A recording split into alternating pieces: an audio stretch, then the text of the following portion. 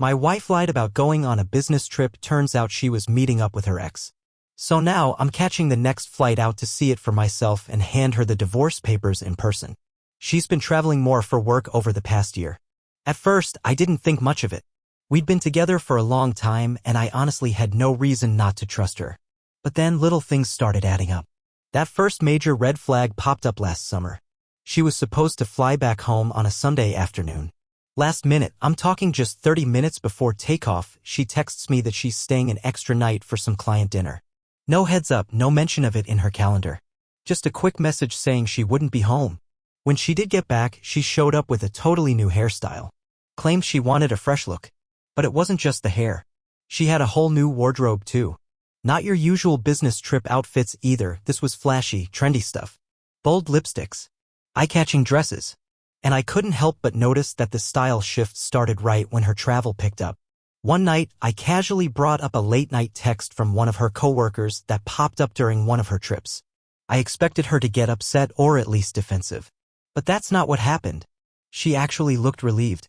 Said it was just harmless work chatter, a misunderstanding. But the weird part? She didn't even flinch when I implied I thought she might be cheating. I even asked her straight up, if you were cheating, would I even know? She gave me this half smile and said, if I was cheating, I'd be smart enough to delete the messages. You'd never find out. She laughed like it was a joke. But it didn't land that way. So I laid it all out for her. The weird schedule changes. The sketchy texts. The sudden wardrobe makeover. Her whole energy was different. I asked her, if the roles were reversed, would you believe me? She got quiet. Thought about it for a while. Then said, I don't know. That was the start of the real spiral. Our sex life, which had been slowly drifting into once every couple of months territory, suddenly kicked into high gear. It wasn't just more frequent, it got wild. Like freaky? Out of nowhere, she wanted to be spanked. That had never even come up before. Then came the toys. Then lingerie. Dirty talk. The whole playbook. At first, I was excited. Who wouldn't be?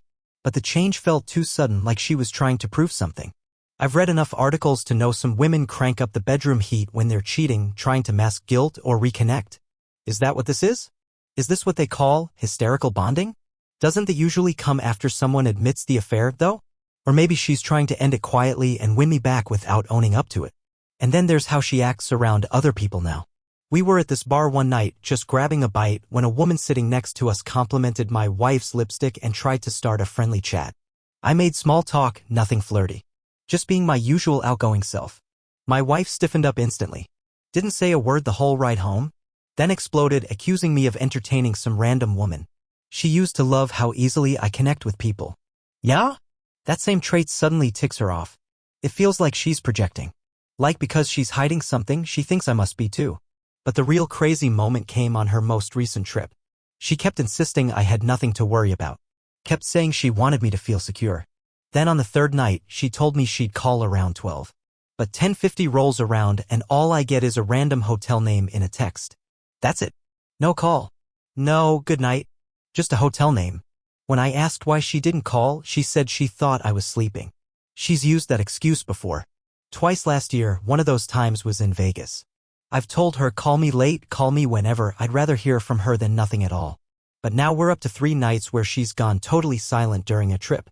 When I called her at 8:50 the next morning, she said she had tried earlier, but I didn't pick up. Only problem? My phone showed no missed calls. Just one from her at 7:55. When I pointed that out, she quickly changed her story and said, oh yeah, that's what I meant. I brushed it off. She said she was tired. Then whispered that she'd been working in the hotel business center since 8 a.m. Said she messed up. Said she missed me. Said she was sorry. When we finally met up in New York, she was unusually clingy. Touchy. Flirty. Almost desperate. She looked me dead in the eye and said again, I messed up. I'm sorry. I just shook my head. None of it added up. I told her that. She stared at me like I'd betrayed her for not trusting her. Said she's the most loyal person she knows. Then tried blaming everything on old fights. Said I was misremembering what happened in Vegas or last year. I don't buy it. That Monday morning, just before I was getting ready to fly out, her work phone chimed 3 times back to back. I was half asleep, but I heard it clear as day. She sat up, looked at me, and asked, was that your phone? I told her no, the sound came from her desk. She got up, picked up both her phones, and said, Nothing's there. Then climbed back into bed. A minute later, she wrapped her arms around me like she was scared. Then she woke me up claiming I was snoring. Something she's never done before. Suddenly she says, "Those messages last night were weird." Huh? I just shrugged. Told her not to worry about it. She said, "Yeah, I guess. But why mention it at all if the screen showed nothing?" Then at 8 a.m., same notification chime. This time she said it was the car service. So I tested it. I texted her personal phone. It buzzed immediately. So the messages before definitely came from her work phone. When I brought it up again, she waved it off. Said maybe it was an old message she forgot to reply to. So vague. So dismissive. And now, I can't stop thinking about her past. She used to say she couldn't sleep with someone unless there was an emotional connection. That it was never just physical for her. But then I remembered. She slept with me on our third date. And before that, she hooked up with a rebound guy right after her first divorce. So clearly, when it suits her, emotion doesn't matter that much. Now I can't help wondering, is she living a double life? The woman I know at home, and a different version when she's out on the road? She swears she's not cheating. But don't they all? I'm not pointing fingers. I've got no smoking gun. No solid proof. Just a mountain of odd behavior. Too many little lies. Too many shifts in story.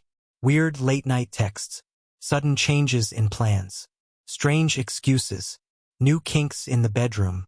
Over-the-top affection that feels forced. And what kills me, I still want to believe her. I want to chalk it all up to stress, to burnout, to miscommunication. But deep down, I know something's off. But deep down, my gut keeps screaming that something isn't right. I feel like I'm losing my grip. Like I'm either imagining things or I'm being lied to every single day. I've gone back and forth in my own head more times than I can count. Honestly, I'm not even sure what I'm hoping to get out of this anymore. Maybe advice. Maybe someone to validate what I'm feeling. Maybe just a damn sign to wake me up. All I do know is this doesn't feel okay. Update 1. It's been a few weeks since I first wrote all that down. And if anything, things haven't gotten better. They've just shifted. Changed shape. Now there's a new rhythm to the madness. And I can't tell if I'm just finally seeing it clearly, or if she's just slipping up more than before. The week after I got back from New York, something in her changed. She got softer, but not in a good way. More like she was walking on eggshells around me. Suddenly she was texting me throughout the day. "How's your day? Miss you. Thinking about you." It was the kind of stuff she used to send back when we were first dating. But this time it didn't feel genuine. Felt like someone pretending to be her. Like she was trying too hard. Like she knew I was seconds away from confronting her, and went full damage control. But the mask didn't stay on for long. A couple nights ago, I was folding laundry in our room while she was in the shower. Her work phone buzzed on the dresser. I wasn't digging through her stuff. I wasn't even near the phone. But the screen lit up just long enough for me to catch the message preview. "Hope you're still smiling about this morning." No name. Just a number. Not saved in her contacts. And again, it was her work phone. I froze. I didn't say a word. Just waited. When she came out of the bathroom, I watched her. Watched the way she glanced at her phone like nothing happened. No change in expression. No reaction at all. Just business as usual. And I didn't say anything. Not yet. I've learned not to jump too soon. You go in without solid proof, and the liar always wins. They've rehearsed this moment. So instead, I went quiet and started watching more closely. The next day, she acted weird about that phone. Held its screen down even at home. Took it into the bathroom. Locked it. She never used to lock her work phone. Her personal one, sure, but never the work device. Then something came back to me. Something I hadn't thought about in months. Late last year, she told me her company upgraded her to a new phone plan. Said the whole team was getting new phones. At the time, I didn't even blink. Now, I'm wondering if that was just a cover. A reset. Fresh number. Fresh apps. A clean slate. So last night, I decided to test a theory. After she went to bed, I grabbed my iPad and downloaded a burner text app. I sent a message to that number I'd seen. "Hey, who's this?" Found your number in my wife's call log. No response. But this morning? Her whole vibe was different. She was cold. Barely spoke to me in the kitchen. Gave short answers. No eye contact. I asked her if everything was okay. She said she didn't sleep well. Claimed she was stressed about an upcoming trip. A trip I knew nothing about. So I asked when she was leaving. She paused too long. Then said she hadn't told me yet because she didn't want to stress me out. That it was just a quick trip. 2 nights. In and out. I asked where she was headed. She said Boston. Said she hadn't been in over a year. I asked which hotel. She hesitated. Then said her assistant was still working on it. But here's the problem, she books her own travel. Always has. Her assistant can barely keep her own schedule straight, let alone handle hotel reservations. I just nodded. Played it cool. And then she did something strange. She leaned in and kissed me. Slow. Hands on my face. Eyes locked in like she was trying to rewrite the last 2 minutes. Like if she kissed me hard enough, I'd forget she just lied. Again. In multiple ways. But I didn't forget. So today I called her office. Spoke to someone at the front desk. Played dumb and asked if she'd be attending the Boston conference next week. I said I was thinking of surprising her. The woman on the phone paused, then said she's not scheduled for any travel next week. Actually, she requested remote status for the whole week. No Boston. No conference. No assistant booking anything. Just another lie. So now she's lying at work too. She's planning something. A little getaway. Maybe she's not going alone. I've had enough pretending this is fine. But I'm not confronting her. Not yet. I've done that dance. You walk in with screenshots and gut feelings and all you get is deflection and manipulation. I need something stronger. Unshakable. So today I hired a private investigator. First time I've ever done something like that. Felt sick even dialing the number. Worse when he picked up and asked what I needed. I laid it all out, every weird text, every sudden work trip, every change in behavior. He didn't even flinch. Said he's seen it all. Said he could tail her during the Boston trip, keep it discreet. Then he asked one question I wasn't ready for. What do you want to happen if we catch her? And I had no answer. Because truthfully, I don't even know anymore if I could stay. I just want the truth. No more gaslighting. No more second-guessing myself. She might think she's the most loyal person she knows, but she sure as hell isn't the most loyal person I know. Update 2. She left for Boston 6 days ago. I didn't say anything. Didn't challenge the lies. Didn't ask why she brought a small carry-on instead of her usual roller bag. Didn't flinch when she left her personal phone on the nightstand, said it was for the car service to reach her. For the first time in years, she didn't obsess over packing chargers or choosing the right heels. It was like she was in a rush. Or maybe just really looking forward to this trip. At the door, she kissed me again, same as before. Hands on my face. Long, meaningful. But this time I didn't kiss her back. I just let her do it. And when she pulled away and asked why I looked distant, I told her I was just tired. 3 hours later, the PI texted. She's not in Boston. She flew into Charlotte. Sent me photos. At first, nothing damning, just her alone at baggage claim. Then a shot of her getting into a black SUV, not a rental, not a cab. The license plate was North Carolina. Private vehicle. The PI ran it, it belongs to a man. Name pending. Later that night, more photos. She was at a restaurant. Outdoor patio. 2 drinks on the table. The guy? Broad shoulders. Beard. No wedding ring. Looked early 50s. Not someone I've seen before. She looked relaxed. Laughing. Engaged. The way she leaned into him didn't say coworker. It said comfortable. Intimate. The PI messaged me, definitely not work-related. The next morning, they were at a park together. No luggage. No laptop. No badge. Just 2 people holding coffees. And her tucked under his arm. He kissed her before they got into that same SUV. PI got it in one clean shot. Then came the real gut punch.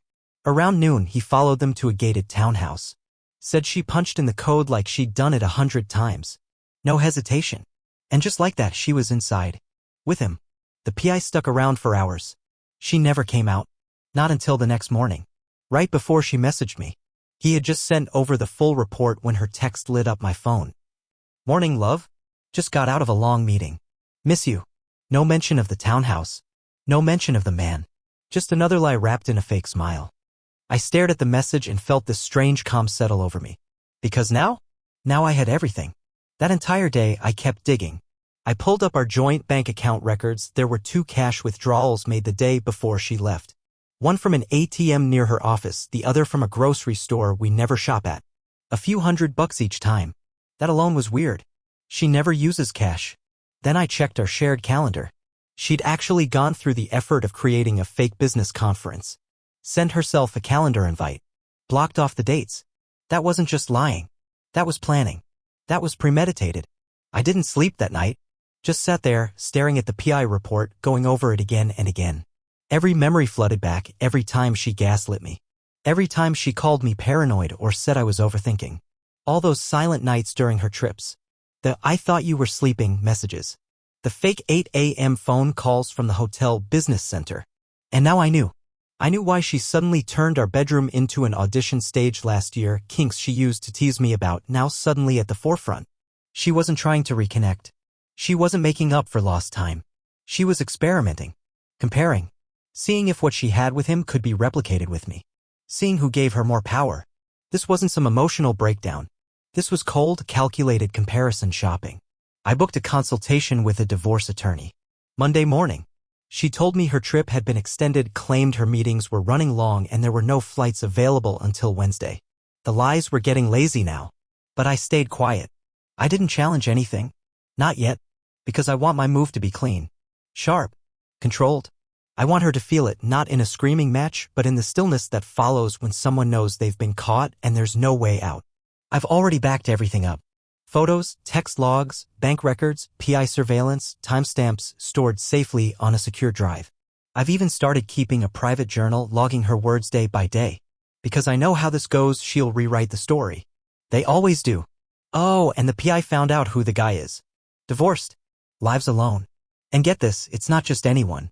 It's the ex she mentioned once, years ago. The one she said was too intense, a little off. Her exact words? Creepy Brandon.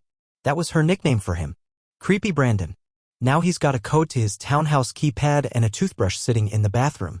She cheated on me with Creepy Brandon. And the best part? She has absolutely no idea what's about to hit her. Update 3. The lawyer reviewed everything. The PI's timeline. The bank activity. The messages. The photos. He looked me in the eye and said, "This is a rock-solid case." He was almost impressed. Said most people don't come in this prepared. I asked if I could serve the divorce papers myself. He said it's unusual but legal so long as I stayed calm, documented the handoff, and kept it civil. That felt right? Necessary, even. After everything she did, she didn't deserve the courtesy of an envelope showing up quietly in the mail. She deserved to look me in the eye. To know. I booked a flight that same night. Landed in Charlotte first thing in the morning. Met the PI just outside the townhouse gate. He handed me a thick manila envelope, evidence categorized, labeled, and neatly stapled. Tucked in the back were the signed divorce papers. Everything was ready. Her car was out front. The black SUV, the same one she'd climbed into, parked in the driveway. Curtains drawn. Lights on. It didn't look like a visit. It looked like she lived there. I knocked once. No answer. Knocked again. This time I heard movement. The door opened. There she stood, wearing someone else's hoodie. Hair tied up. No makeup. And those eyes wide, caught like a deer in headlights. She froze. Tried to collect herself. But when she saw the envelope in my hand, everything shifted. She reached for it slowly. Hesitated. Looked up at me with a strange mix of guilt, fear, and disbelief. Then she opened it. Saw what was inside. And I watched the lie collapse right there on her face. She didn't say much. Didn't need to. Her expression said it all. She had been exposed and she knew it. Photos. Bank transactions. Calendar entries. Surveillance. The entire affair was laid out in black and white. No wiggle room. Then came the sound, someone upstairs. A man's voice. The same man the PI identified. The same man she once said was unstable. Someone she had escaped from. And yet here she was. Living under his roof. Wearing his clothes. She made her choice long before I ever caught on. She tried to control the situation, tried to keep me from seeing past the door. But it was too late. Control was no longer hers. I said nothing. Just handed her the truth wrapped in a yellow envelope. Then I turned and walked away.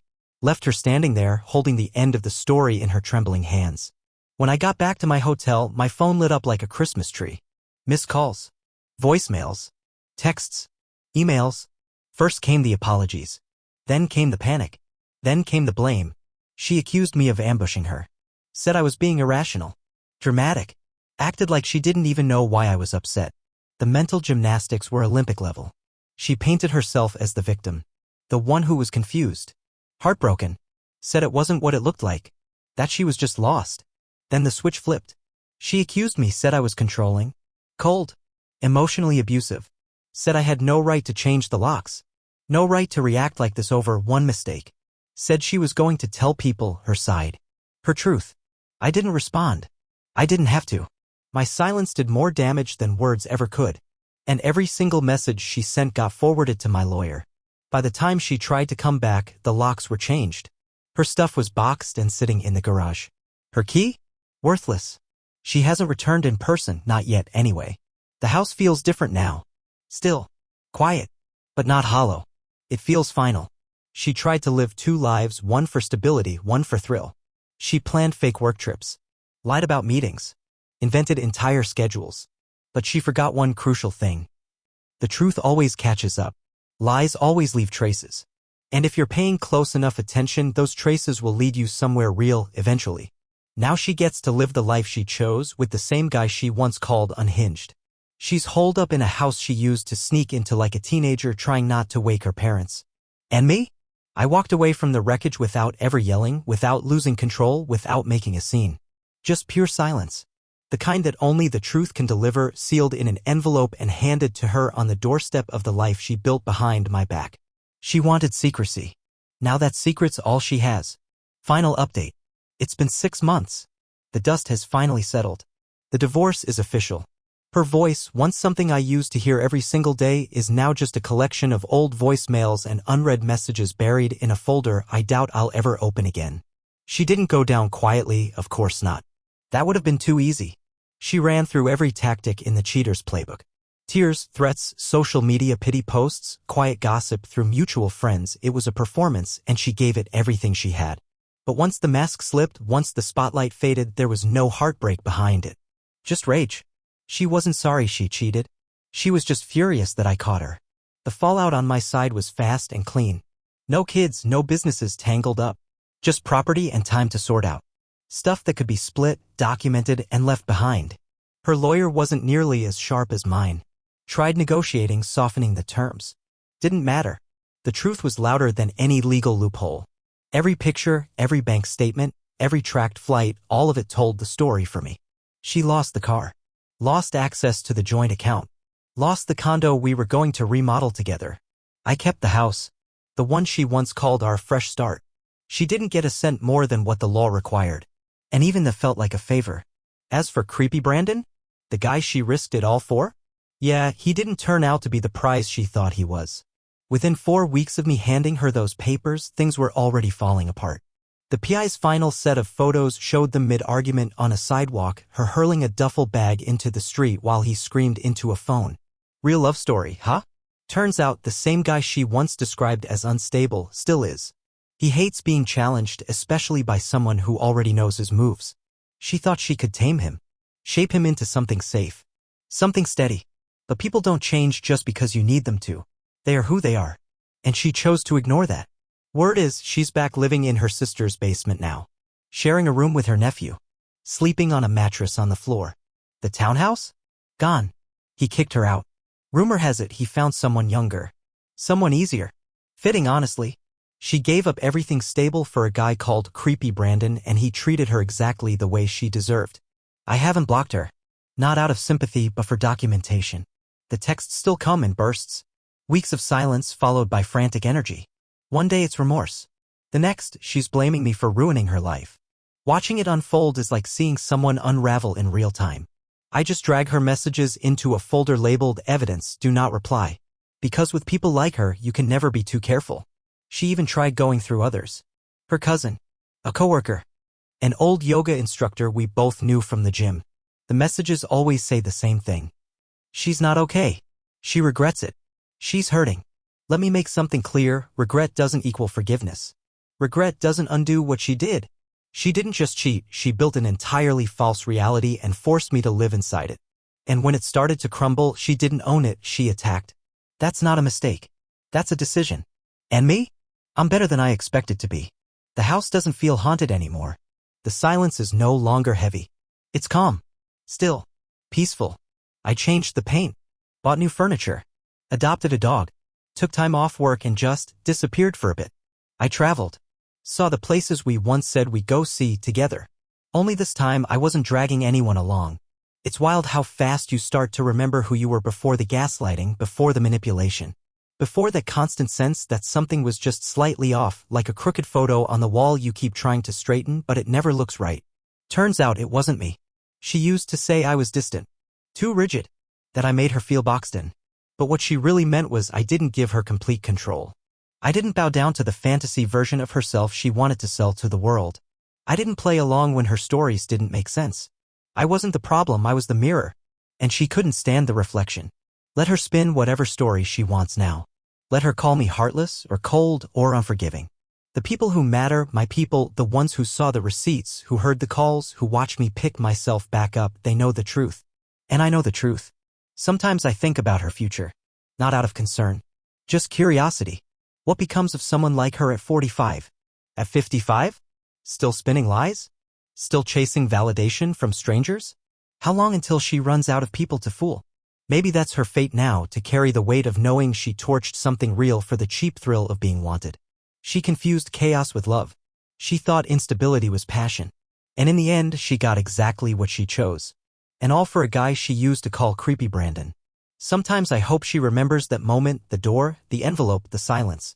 The way her face dropped when she realized her little web had finally snapped shut. That right there, that was the ending. Not a court hearing. Not a breakup text. Just her, barefoot and broken, holding the truth in her shaking hands. Edit. First off, thank you. Seriously. When I first posted all this, I didn't expect much. I just needed to say it. To get it out of my head. But the way people showed up, the support, the brutal honesty, the shared stories, it meant more than I can put into words. When you're in something this raw and personal, you start to think you're losing it. Like you're the only one. But every comment reminded me I'm not crazy. I'm human. Truth? I still feel lonely as hell. That kind of loneliness that settles into your bones and just stays. I don't miss her. I miss who I thought she was. I miss the routines. The fake sense of stability. I miss having someone to text when something funny happens. I miss leaning into someone on the couch during a slow movie night. But I don't miss the lies. I don't miss the constant second-guessing. I don't miss watching her turn her phone screen down and pretending it didn't mean anything. Some nights I sit in the living room, TV on, not really watching. Just staring. Replaying it all. Wondering what was real. Wondering how much of me she ever really loved. But I'm rebuilding. Slowly. Painfully. I know this feeling won't last forever. Someday I'll look back and know I made the right choice. But today? It still hurts. It's still empty. And yeah, it sucks. So thank you again. For showing up. For letting people like me bleed out a little and try to find a way forward. You helped. More than you know. Reddit.